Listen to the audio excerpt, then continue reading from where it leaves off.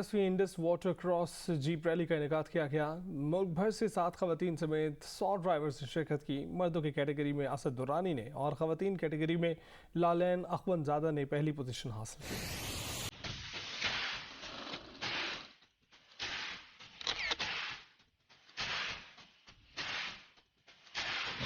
सवाबी में हर म्यूजियम दरियाए सिंध के मुकाम पर 10वीं Indus water cross jeep rally मुनक्किद की गई, जिसमें मुल्क भर से 7 खवातीन समेत 100 ड्राइवर्स ने शिरकत की। World record holder car racer Sultan Golden और अदाकार अजब गुल ने रैली का आगाज किया।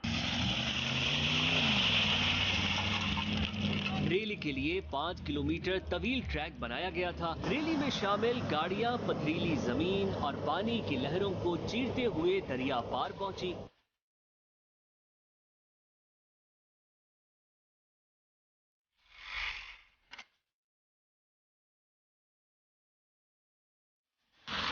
Indus water cross jeep rally को देखने के लिए दरियाए सिंध के किनारे शायकीन की बड़ी तादाद मौजूद थी। रैली के इख्तिताम पर कामयाब रेसर्स में इनामात तकसीम किए गए।